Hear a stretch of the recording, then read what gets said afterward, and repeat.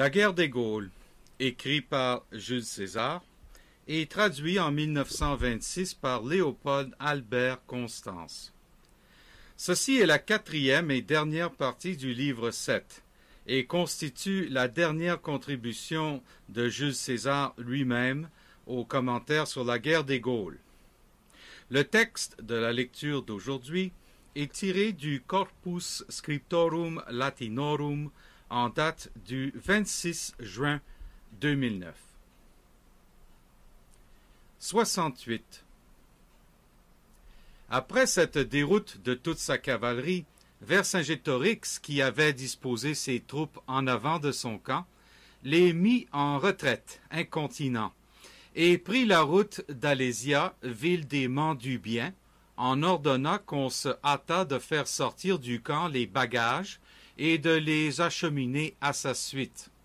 César, ayant fait conduire ses bagages sur la colline la plus proche, et ayant laissé 2 légions pour les garder, poursuivit l'ennemi aussi longtemps que le jour le lui permit, et lui tua environ 3000 hommes à l'arrière-garde.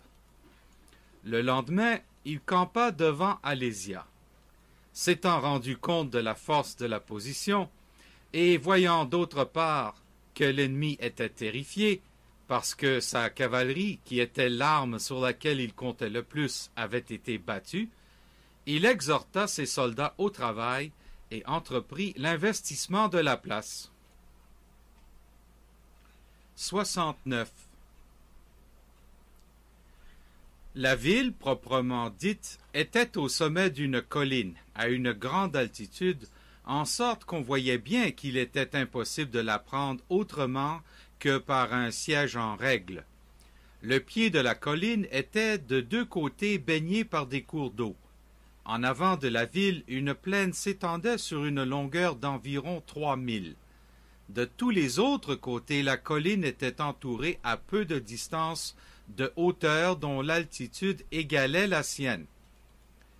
Au pied du rempart, tout le flanc oriental de la colline était occupé par les troupes gauloises, et en avant, elles avaient creusé un fossé et construit un mur grossier de 6 pieds. Les travaux qu'entreprenaient les Romains se développaient sur une longueur de 10 000. Les camps avaient été placés aux endroits convenables et on avait construit également en bonne place 23 postes fortifiés. Dans ces postes, on détachait pendant le jour des corps de garde pour empêcher qu'une attaque soudaine se produisît sur quelque point. Pendant la nuit, il y avait dans ces mêmes postes des veilleurs et de fortes garnisons les occupaient. 70. Les travaux étaient en cours d'exécution quand a lieu un combat de cavalerie dans la plaine qui, comme nous l'avons expliqué tout à l'heure, s'étendait entre les collines sur une longueur de 3000 pas. L'acharnement est extrême de part et d'autre. César envoie les Germains au secours des nôtres qui y fléchissent, et il range ses légions en avant du camp pour prévenir une attaque soudaine de l'infanterie ennemie. L'appui des légions donne du cœur à nos combattants. Les ennemis sont mis en déroute. Leur nombre les gêne, et comme on a laissé des portes trop étroites, ils s'y écrasent. Les Germains les poursuivent vivement jusqu'aux fortifications. Ils en tuent beaucoup. Un assez grand nombre abandonnent leurs chevaux pour tenter de franchir le fossé et d'escalader la muraille. César fait avancer un peu les légions qu'il avait établies en avant du retranchement. Un trouble égal à celui des fuyards s'empare des Gaulois qui étaient derrière la muraille. Ils s'imaginent qu'on marche sur eux de ce pas et ils crient aux armes. Un certain nombre, pris de panique, se précipitent dans la ville. Vercingétorix fait fermer les portes pour éviter que le camp ne se vide. Après avoir tué beaucoup d'ennemis et pris un très grand nombre de chevaux, les Germains se replient. 71. Vercingétorix décide de faire partir nuitamment tous ses cavaliers avant que les Romains n'achèvent leurs travaux d'investissement. En se séparant d'eux, il leur donne mission d'aller chacun dans leur pays et d'y réunir pour la guerre tous les hommes en âge de porter les armes. Il leur expose ce qu'ils lui doivent et les conjure de songer à son salut, de ne pas le livrer aux tortures de l'ennemi, lui qui a tant fait pour la liberté de la patrie. Il leur montre que, s'ils ne sont pas assez actifs, 80 000 hommes d'élite périront avec lui. D'après ses calculs, il a tout juste 30 jours de blé, mais il est possible, avec un strict rationnement, de subsister un peu plus longtemps encore. Après leur avoir confié ce message, il fait partir ses cavaliers en silence pendant la deuxième veille, par le passage qui s'ouvrait encore dans nos lignes. Il réquisitionne tout le blé. Il décrète la peine de mort contre ceux qui n'obéiront pas. Il donne à chaque homme sa part du bétail, dont les aimants du bien avaient amené une grande quantité. Le blé, il le distribue parcimonieusement, et peu à peu, il fait rentrer dans la ville toutes les troupes qu'il avait établies sous ses murs. C'est par ces mesures qu'il s'apprête à attendre le moment où la Gaule le secourra et qu'il règle la conduite de la guerre. 72. Mis au courant par des déserteurs et des prisonniers, César entreprit les travaux que voici. Il creusa un fossé de 20 pieds de large, à côtés verticaux, en sorte que la largeur du fond était égale à la distance entre les deux bords. Il mit entre ce fossé et toutes les autres fortifications une distance de 400 pieds. Il voulait ainsi éviter des surprises, car ayant été obligé d'embrasser un si vaste espace, et pouvant difficilement garnir de soldats toute la ligne, il devait craindre soit que pendant la nuit l'ennemi ne se lançât en masse contre les retranchements, soit que de jour il ne lançât des traits contre nos troupes qui avaient à travailler aux fortifications. Ayant donc laissé semblable intervalle entre cette ligne et la suivante, il creusa 2 fossés larges de 15 pieds et chacun de profondeur égale. Il remplit le fossé intérieur, dans les parties qui étaient en plaine et basse, d'eau qu'il dériva de la rivière. Derrière ces fossés, il construisit un terrassement surmonté d'une palissade dont la hauteur était de 12 pieds. Il compléta celle-ci par un parapet et des créneaux et disposa à la jonction de la terrasse et de la paroi de protection de grandes pièces de bois fourchues qui, pointées vers l'ennemi, devaient lui rendre l'escalade plus malaisée. Il éleva sur toute la périphérie de l'ouvrage des tours distantes les unes des autres de 80 pieds. 73. Il fallait en même temps aller chercher des matériaux, se procurer du blé et faire des fortifications aussi considérables, alors que nos effectifs étaient réduits par l'absence des troupes qui poussaient leurs recherches assez loin du camp. En outre, à plus d'une reprise, on vit les Gaulois s'attaquer à nos travaux et tenter des sorties très violentes par plusieurs portes à la fois. Aussi César pensa-t-il qu'il devait encore ajouter à ses ouvrages afin de pouvoir défendre la fortification avec de moindres effectifs. On coupa donc des troncs d'arbres ayant des branches très fortes, et l'extrémité de celle-ci fut dépouillée de son écorce et taillée en pointe. D'autre part, on creusait des fossés continus profonds de 5 pieds. On y enfonçait ces pieux, on les reliait entre eux par le bas, pour empêcher qu'on les pût arracher, et on ne laissait dépasser que le branchage. Il y en avait 5 rangées, reliées ensemble et entrelacées. Ceux qui s'engageaient dans cette zone s'empalaient à la pointe acérée des pieux. On les avait surnommés les cipes. Devant eux, on creusait, en rangées obliques et formant quinconces, des trous profonds de 3 pieds, qui allaient en se rétrécissant peu à peu vers le bas.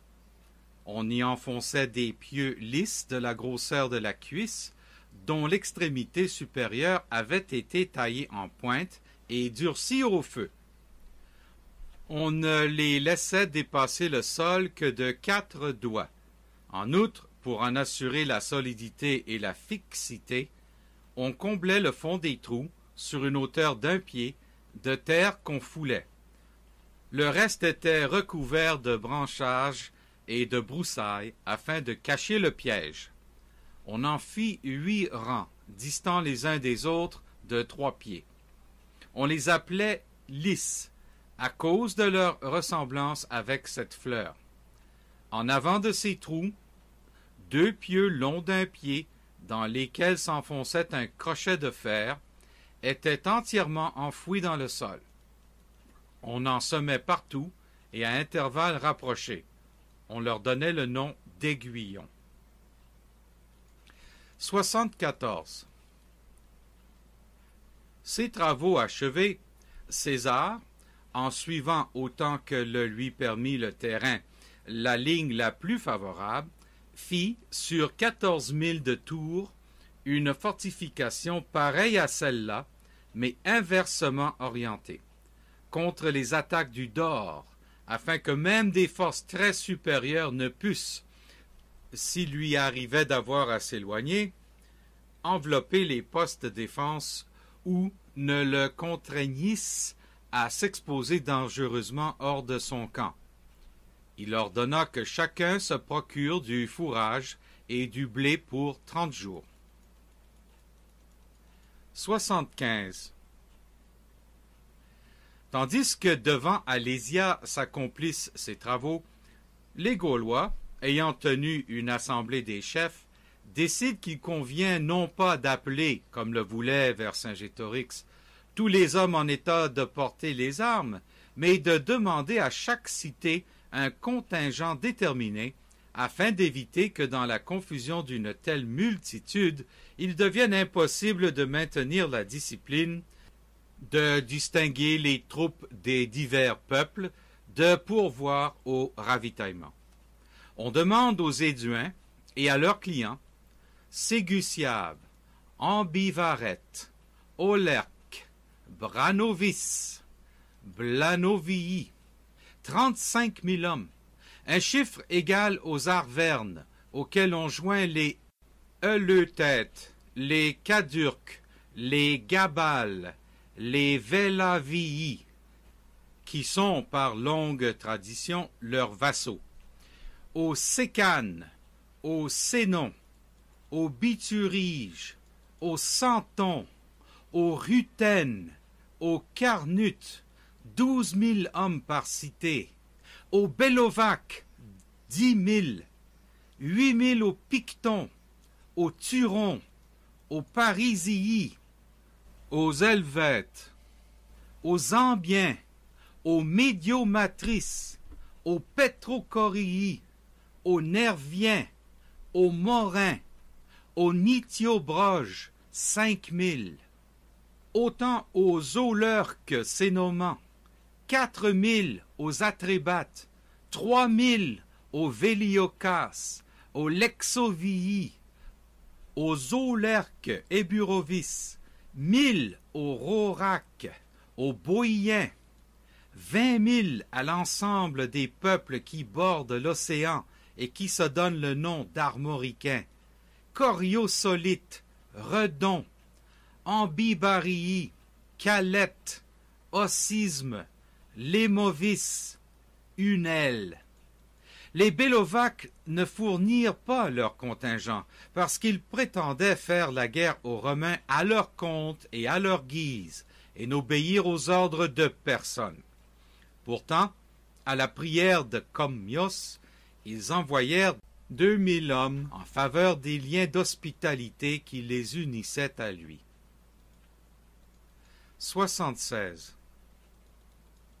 Ce Commios, comme nous l'avons exposé plus haut, avait fidèlement et utilement servi César dans les années précédentes en Bretagne. En récompense, celui-ci avait ordonné que sa cité fût exempte d'impôts, lui avait restitué ses lois et ses institutions, et avait donné à Commios la suzeraineté sur les Morins.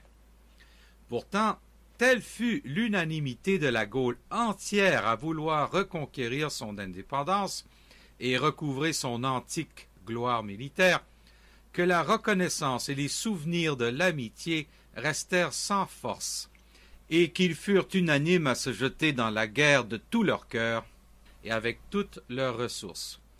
On réunit 8000 cavaliers et environ 240 000 fantassins, et on procéda sur le territoire des Éduins au recensement et au dénombrement de ses forces, à la nomination d'officiers. Le commandement supérieur est confié à Commios l'Atrébate, aux Éduins Viridomaros et Eporédorix, à l'Arverne Vercassivelaonos, cousin de Vercingétorix. On leur adjoint des délégués des cités qui formeront un conseil chargé de la conduite de la guerre. Tous partent pour Alésia pleins d'enthousiasme et de confiance, car aucun d'entre eux ne pensait qu'il fût possible de tenir devant le seul aspect d'une telle multitude, surtout quand il y aurait à livrer 2 combats à la fois, les assiégés faisant une sortie, tandis qu'à l'extérieur paraîtraient des forces si imposantes de cavalerie et d'infanterie. 77. Cependant, les assiégés, une fois passé le jour pour lequel ils attendaient l'arrivée des secours, n'ayant plus de blé, ne sachant pas ce qu'on faisait chez les Éduins, avaient convoqué une assemblée et délibéraient sur la façon dont devait s'achever leur destin. Plusieurs avis furent exprimés, les uns voulant qu'on se rendît, les autres qu'on fît une sortie, tandis qu'on en avait encore la force. Mais je ne crois pas devoir passer sous silence le discours de Critognatos à cause de sa cruauté singulière et sacrilège.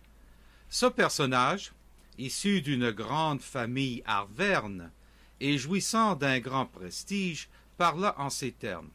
« Je ne dirai rien de l'opinion de ceux qui parlent de reddition, mot dont ils voient le plus honteux esclavage. J'estime que ceux-là ne doivent pas être considérés comme des citoyens et ne méritent pas de faire partie du Conseil. Je ne veux avoir affaire qu'à ceux qui sont pour la sortie, dessein dans lequel il vous semble à tous reconnaître le souvenir de l'antique vertu gauloise. Mais non, c'est lâcheté et non pas vertu que de ne pouvoir supporter quelque temps la disette. Aller au-devant de la mort, c'est d'un courage plus commun que de supporter la souffrance patiemment. Et pourtant, je me rangerai à cet avis, tant je respecte l'autorité de ceux qui la préconisent, s'il ne s'agissait d'aventurer que nos existences. Mais en prenant une décision, nous devons tourner nos regards vers la Gaule entière, que nous avons appelée à notre secours. De quel cœur pensez-vous qu'ils combattront? Quand en un même lieu auront péri 80 000 hommes, de leur famille, de leur sang, et qu'ils seront forcés de livrer bataille presque sur leurs cadavres? Ne frustrez pas de votre appui ces hommes qui ont fait le sacrifice de leur vie pour vous sauver, et n'allez pas, par manque de sens et de réflexion, ou par défaut de courage, courber la Gaule entière sous le joug d'une servitude éternelle. Est-ce que vous doutez de leur loyauté et de leur fidélité parce qu'ils ne sont pas arrivés au jour dit? Et quoi? Pensez-vous donc que ce soit pour leur plaisir que les Romains s'exercent chaque jour là-bas, dans les retranchements de la zone extérieure? Si vous ne pouvez, tout accès vers nous leur étant fermé, apprendre par leurs messagers que l'arrivée des nôtres est proche, ayez-en pour témoins les Romains eux-mêmes, car c'est la terreur de cet événement qui les fait travailler nuit et jour à leur fortification. Qu'est-ce donc que je conseille?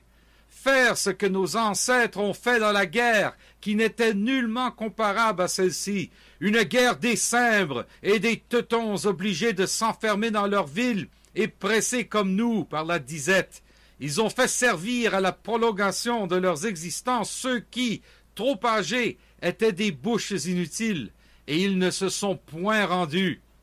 N'y eût-il pas ce précédent, je trouverais beau néanmoins que pour la liberté, nous prenions l'initiative d'une telle conduite et en léguions l'exemple à nos descendants. Car en quoi cette guerre-là ressemblait-elle à celle d'aujourd'hui?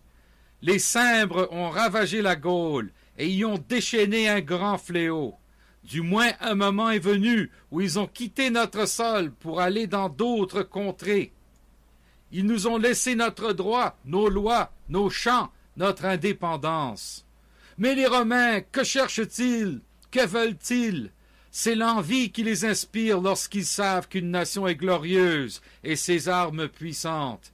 Ils rêvent de s'installer dans ses campagnes au cœur de ses cités, de lui imposer pour toujours le joug de l'esclavage. Jamais ils n'ont fait la guerre autrement. Si vous ignorez ce qui se passe pour les nations lointaines, regardez tout près de vous cette partie de la Gaule qui, réduite en province, ayant reçu des lois, des institutions nouvelles, soumises aux haches des licteurs, ploie sous une servitude éternelle. 78. Après discussion, on décide que ceux qui, malades ou trop âgés, ne peuvent rendre de service, sortiront de la ville et qu'on tentera tout avant d'en venir au parti extrême de Critognatos. Mais on y viendra, s'il le faut, si les secours tardent, plutôt que de capituler ou de subir les conditions de paix du vainqueur. Les Mandubiens, qui pourtant les avaient accueillis dans leur ville, sont contraints d'en sortir avec leurs enfants et leurs femmes. Arrivés au retranchement romain, ils demandaient, avec des larmes et toutes sortes de supplications, qu'on voulût bien les accepter comme esclaves et leur donner quelque nourriture. Mais César disposa sur le rempart des postes de garde et interdisait de les recevoir. 79. Sur ces entrefaites, Commios et les autres chefs à qui on avait donné le haut commandement arrivent devant Alésia avec toutes leurs troupes et, ayant occupé une colline située en retrait, s'établissent à 1000 pas à peine de nos lignes. Le lendemain, ils font sortir leur cavalerie et couvrent toute la plaine dont nous avons dit qu'elle avait 3000 de long. Leur infanterie, ils la ramènent un peu en arrière et l'établissent sur les pentes en la dérobant à la vue des Romains. D'Alésia, la vue s'étendait sur cet espace. Quand on aperçoit l'armée de secours, on s'assemble, on se congratule, tous les cœurs bondissent d'allégresse. Les assiégés font avancer leurs troupes et les établissent en avant de la ville. Ils jettent des passerelles sur le fossé le plus proche ou le comble de terre. Ils s'apprêtent à faire une sortie et à braver tous les hasards. 80. César dispose toute son infanterie sur ces 2 lignes de retranchement afin que, en cas de besoin, chacun soit à son poste et le connaisse. Puis, il ordonne que la cavalerie sorte du camp et engage le combat. De tous les camps, qui de toutes parts occupaient les crêtes, la vue plongeait, et tous les soldats, le regard attaché sur les combattants, attendaient l'issue de la lutte. Les Gaulois avaient disséminé dans les rangs de leur cavalerie des archers et des fantassins armés à la légère, qui devaient se porter au secours des leurs s'ils faiblissaient et briser les charges des nôtres. Blessés par eux à l'improviste, beaucoup de nos hommes abandonnaient le combat. Persuadés de la supériorité de leurs troupes, et voyant les nôtres accablés par le nombre, les Gaulois, de toutes parts, ceux qui étaient enfermés dans l'enceinte de nos lignes et ceux qui étaient venus à leur secours, encourageaient leurs frères d'armes par des clameurs et des hurlements. Comme l'action se déroulait sous les yeux de tous, et qu'il n'était pas possible qu'un exploit ou une lâcheté restassent ignorés, des 2 côtés l'amour de la gloire et la crainte du déshonneur excitaient les hommes à se montrer braves. Le combat durait depuis midi. On était presque au coucher du soleil, et la victoire restait indécise. quand les Germains, massés sur un seul point, chargèrent l'ennemi en rang serré et le refoulèrent. Les cavaliers mis en fuite, les archers furent enveloppés et massacrés. De leur côté, nos cavaliers, s'élançant des autres points du champ de bataille, poursuivirent les fuyards jusqu'à leur camp et ne leur permirent pas de se ressaisir. Ceux qui, d'Alésia, s'étaient portés en avant, accablés, désespérant presque de la victoire, rentrèrent dans la ville. 81. Les Gaulois ne laissent passer qu'un jour et pendant ce temps fabriquent une grande quantité de passerelles, d'échelles et de harpons. Puis, au milieu de la nuit, en silence, ils sortent de leur camp et s'avancent vers nos fortifications de la plaine. Ils poussent une clameur soudaine pour avertir les assiégés de leur approche, et ils se mettent en mesure de jeter leurs passerelles, de bousculer en se servant de la fronde, de l'arc, en lançant des pierres, les défenseurs du retranchement, afin de déployer tout l'appareil d'un assaut en règle. Au même moment, entendant la clameur, Vercingétorix fait sonner la trompette pour alerter ses troupes et les conduit hors de la ville. Les nôtres rejoignent au retranchement le poste qui, dans les jours précédents, avait été attribué individuellement à chacun, avec des frondes, des casse-têtes, des épieux qu'ils avaient disposés sur le retranchement. Ils effraient les Gaulois et les repoussent. L'obscurité empêche qu'on voie devant soi, et les pertes sont lourdes des deux côtés. L'artillerie lance une grêle de projectiles. Cependant, les légats Marcus Antonius et Caius Trebonius, à qui incombait la défense de ce secteur, envoyaient sur les points où ils comprenaient que nous faiblissions des renforts qu'ils empruntaient aux fortins situés en arrière. 82. Tant que les Gaulois étaient à une certaine distance du retranchement, la multitude de traits qu'ils lançaient leur assurait un avantage. Mais lorsqu'ils furent plus près, les aiguillons les transperçaient soudain, ou bien ils tombaient dans des trous et s'y empalaient, ou bien du haut du retranchement et des tours les javelots de siège les frappaient mortellement. Ayant sur tous les points subi des pertes sévères sans avoir pu percer nulle part, à l'approche du jour, craignant d'être tournés par leur flanc droit si on faisait une sortie du camp qui dominait la plaine, ils se retirèrent sur leur position. Quant aux assiégés, occupés à faire avancer les engins que Vercingétorix avait préparés en vue de la sortie, à combler les premiers fossés, ils s'attardèrent plus qu'il n'eût fallu à ces manœuvres, et ils apprirent la retraite des troupes de secours avant d'être parvenus au retranchement. Ayant ainsi échoué dans leur tentative, ils regagnèrent la ville. 83. Repoussés par 2 fois avec de grandes pertes, les Gaulois délibèrent sur la conduite à tenir. Ils consultent des hommes à qui les lieux sont familiers. Ceux-ci les renseignent sur les emplacements des camps dominant la plaine et sur l'organisation de leur défense. Il y avait au nord une montagne qu'en raison de sa vaste superficie, nous n'avions pu comprendre dans nos lignes, et on avait été forcé de construire le camp sur un terrain peu favorable et légèrement en pente. Il était occupé par les légats Laius Antistius Reginus et Laius Caninius Rebilus, à la tête de 2 légions. Après avoir fait reconnaître les lieux par leurs éclaireurs, les chefs ennemis choisissent 60 000 hommes sur l'effectif total des cités qui avaient la plus grande réputation guerrière. Ils déterminent secrètement entre eux l'objet et le plan de leur action. Ils fixent l'heure de l'attaque au moment où l'on verra qu'il est midi. Ils donnent le commandement de ces troupes à l'Arverne Vercassivellaunus, l'un des 4 chefs parents de Vercingétorix. Il sortit du camp à la première veille. Ayant à peu près terminé son mouvement au lever du jour, il se dissimula derrière la montagne et fit reposer ses soldats des fatigues de la nuit. Quand il vit qu'il allait être midi, il se dirigea vers le camp dont il a été question.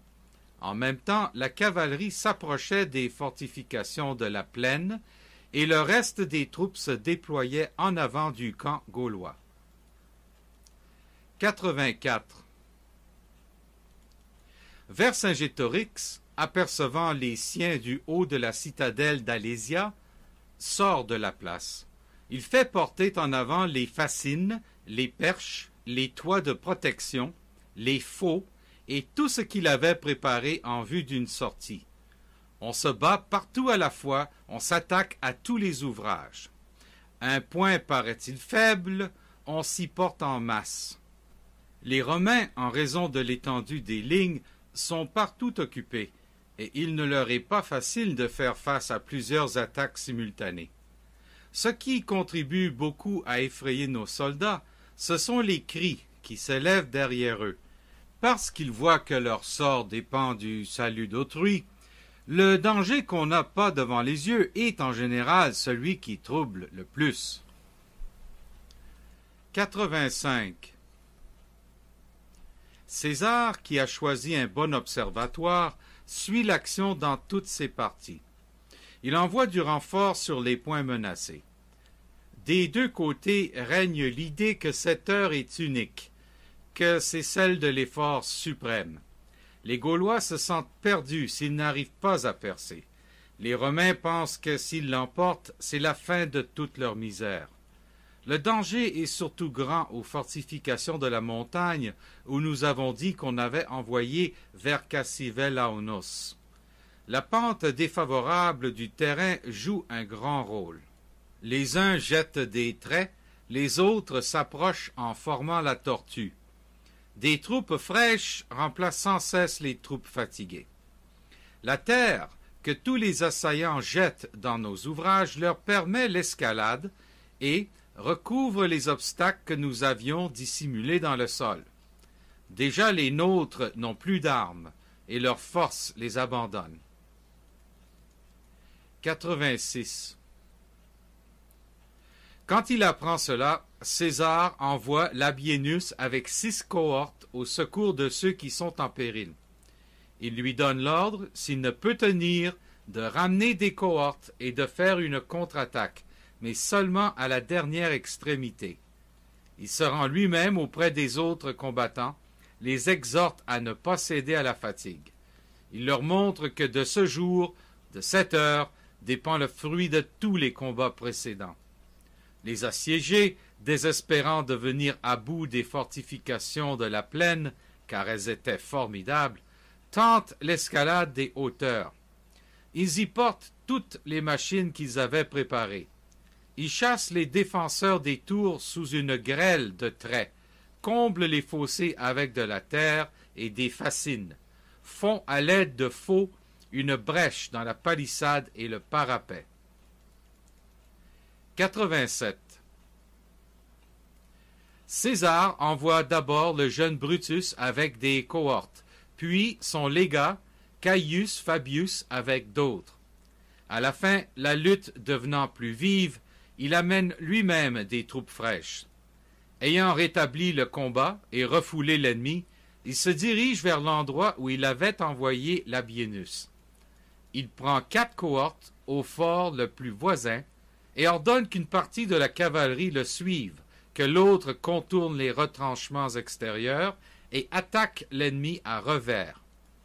Labienus, voyant que ni terrassement ni fossé ne pouvaient arrêter l'élan de l'ennemi, rassemble 39 cohortes qu'il eut la chance de pouvoir tirer des postes voisins et informe César de ce qu'il croit devoir faire. 88. César se hâte pour prendre part au combat, reconnaissant son approche à la couleur de son vêtement, le manteau de général qu'il avait l'habitude de porter dans l'action, et apercevant les escadrons et les cohortes dont il s'était fait suivre, car des hauteurs que les Gaulois occupaient, on voyait les pentes que descendait César. les ennemis engagent le combat. Une clameur s'élève des deux côtés, et aussitôt y répond de la palissade et de tous les retranchements une clameur. Les nôtres, renonçant au javelot, combattent avec l'épée. Soudain, les ennemis aperçoivent la cavalerie derrière eux. De nouvelles cohortes approchaient. Ils prirent la fuite. Nos cavaliers leur coupent la retraite. Le carnage est grand. Cédulus, chef militaire des Lémovis et leur premier citoyen, est tué. L'Arverne, Vercassivellanos, est pris vivant, tandis qu'il s'enfuit. On apporte à César 74 enseignes. Bien peu d'une armée si nombreuse rentre au camp sans blessure. Apercevant de la ville le massacre et la fuite de leurs compatriotes, les assiégés, désespérant d'être délivrés, ramènent leurs troupes du retranchement qu'elles attaquaient. À peine entendent-elles le signal de la retraite, les troupes de secours sortent de leur camp et s'enfuient. Si nos soldats n'avaient été harassés pour être maintes fois intervenus en renfort et avoir été à la peine toute la journée, on aurait pu détruire entièrement l'armée ennemie. La cavalerie, lancée à sa poursuite, atteint l'arrière-garde peu de temps après minuit. Beaucoup sont pris ou massacrés. Les autres, ayant réussi à s'échapper, se dispersent dans leur cité.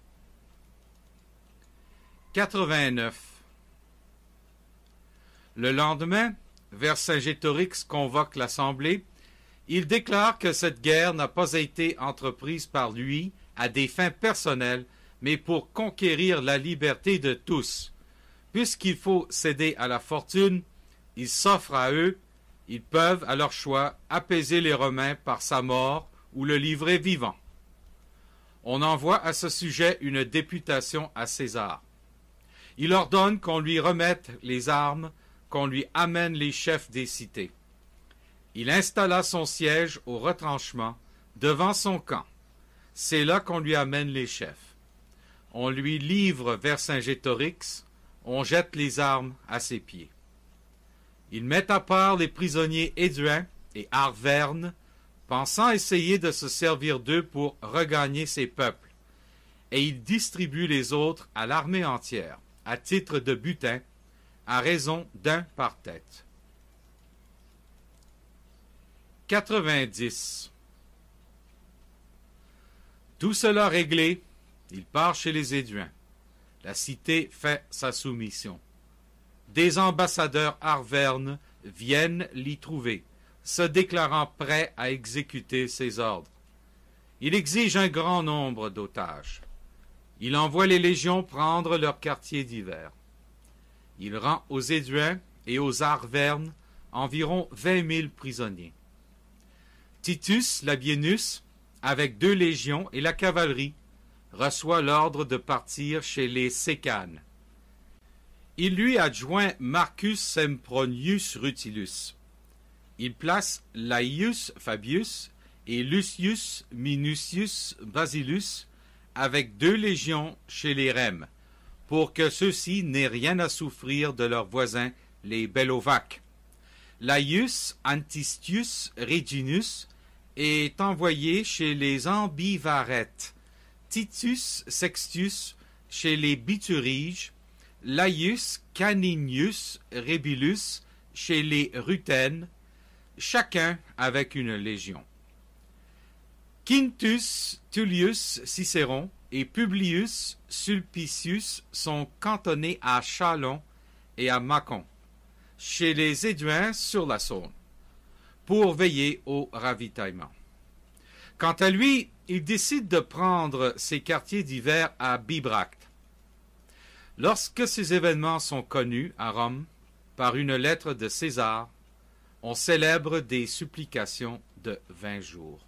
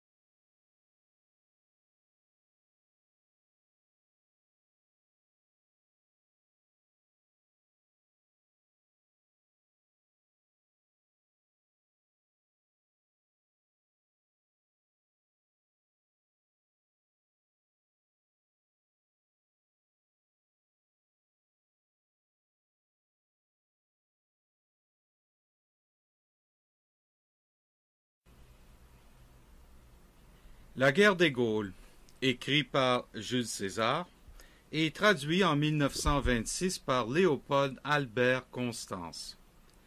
Ceci est la quatrième et dernière partie du livre 7 et constitue la dernière contribution de Jules César lui-même aux commentaires sur la guerre des Gaules. Le texte de la lecture d'aujourd'hui est tiré du Corpus Scriptorum Latinorum en date du 26 juin 2009. 68. Après cette déroute de toute sa cavalerie, Vercingétorix, qui avait disposé ses troupes en avant de son camp, les mit en retraite, incontinent, et prit la route d'Alésia, ville des Mandubiens, en ordonnant qu'on se hâtât de faire sortir du camp les bagages et sur quelques points. Pendant la nuit, il y avait dans ces mêmes postes des veilleurs, et de fortes garnisons les occupaient. 70. Les travaux étaient en cours d'exécution quand a lieu un combat de cavalerie dans la plaine qui, comme nous l'avons expliqué tout à l'heure, s'étendait entre les collines sur une longueur de 3000 pas. L'acharnement est extrême de part et d'autre.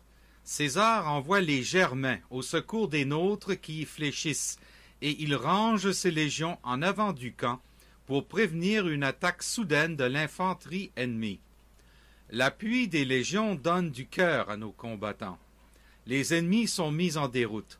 Leur nombre les gêne, et comme on a laissé des portes trop étroites, ils s'y écrasent. Les Germains les poursuivent vivement jusqu'aux fortifications, autrement que par un siège en règle. Le pied de la colline était de deux côtés baigné par des cours d'eau. En avant de la ville, une plaine s'étendait sur une longueur d'environ 3000. De tous les autres côtés, la colline était entourée à peu de distance de hauteur dont l'altitude égalait la sienne. Au pied du rempart, tout le flanc oriental de la colline était occupé par les troupes gauloises, et en avant, elles avaient creusé un fossé et construit un mur grossier de 6 pieds. Les travaux qu'entreprenaient les Romains se développaient sur une longueur de 10 000. Les camps avaient été placés aux endroits convenables et on avait construit également en bonne place 23 postes fortifiés. Dans ces postes, on détachait pendant le jour des corps de garde pour empêcher qu'une attaque soudaine se produisît et de les acheminer à sa suite. César, ayant fait conduire ses bagages sur la colline la plus proche, et ayant laissé 2 légions pour les garder, poursuivit l'ennemi aussi longtemps que le jour le lui permit, et lui tua environ 3000 hommes à l'arrière-garde. Le lendemain, il campa devant Alésia. S'étant rendu compte de la force de la position, et voyant d'autre part que l'ennemi était terrifié, parce que sa cavalerie, qui était l'arme sur laquelle il comptait le plus, avait été battue, il exhorta ses soldats au travail et entreprit l'investissement de la place. 69. La ville, proprement dite, était au sommet d'une colline, à une grande altitude, en sorte qu'on voyait bien qu'il était impossible de la prendre. Ils en tuent beaucoup. Un assez grand nombre abandonnent leurs chevaux pour tenter de franchir le fossé et d'escalader la muraille. César fait avancer un peu les légions qu'il avait établies en avant du retranchement. Un trouble égal à celui des fuyards s'empare des Gaulois qui étaient derrière la muraille. Ils s'imaginent qu'on marche sur eux de ce pas et ils crient aux armes. Un certain nombre, pris de panique, se précipite dans la ville. Vercingétorix fait fermer les portes pour éviter que le camp ne se vide. Après avoir tué beaucoup d'ennemis et pris un très grand nombre de chevaux, les Germains se replient. 71. Vercingétorix décide de faire partir nuitamment tous ses cavaliers avant que les Romains n'achèvent leurs travaux